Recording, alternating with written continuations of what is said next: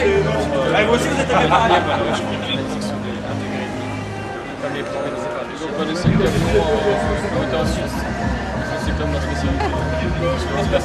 Ce lundi 8 octobre 2018, les gouvernements des 195 pays qui composent le GIEC, groupe d'experts intergouvernemental sur l'évolution du climat, viennent d'approuver la publication du rapport spécial sur les conséquences d'un réchauffement planétaire. Ce rapport est clair.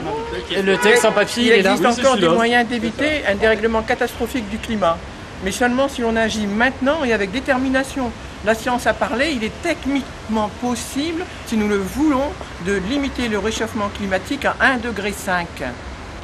Nous vivons un moment clé pour l'humanité. Les citoyens ont conscience de l'ampleur du problème et sont prêts à s'engager.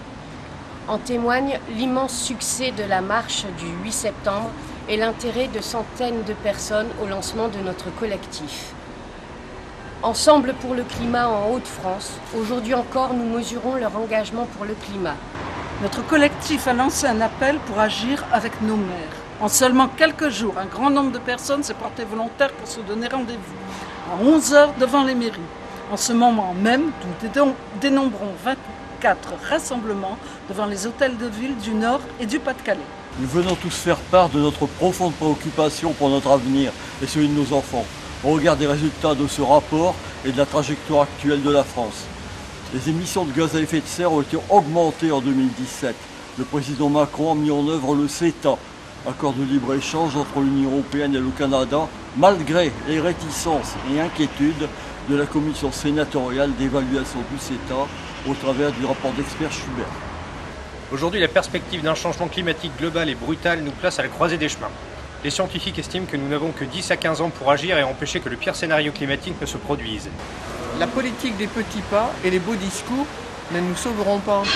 Les États doivent prendre leurs responsabilités. Seul un changement de système permettra d'enrayer le dérèglement climatique. Entre l'État et le citoyen, un grand nombre de structures ont aussi un rôle à jouer.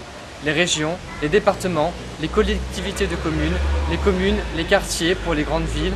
Ces structures disposent ou peuvent disposer de pouvoirs et de moyens financiers qu'elles doivent orienter dans un sens favorable au maintien d'une vie correcte sur Terre. Par exemple, à Dunkerque, la gratuité des transports publics participe à ce maintien. C'est pour appuyer l'impact de la politique locale sur le réchauffement global que les Tourquenois sont venus remettre, aux mains des décideurs, le résumé du rapport du GIEC. Nous exprimons notre volonté de convenir d'un rendez-vous de travail ultérieur avec le maire pour échanger sur la question comment travailler dès aujourd'hui ensemble à ce que la politique municipale soit à la hauteur des enjeux climatiques.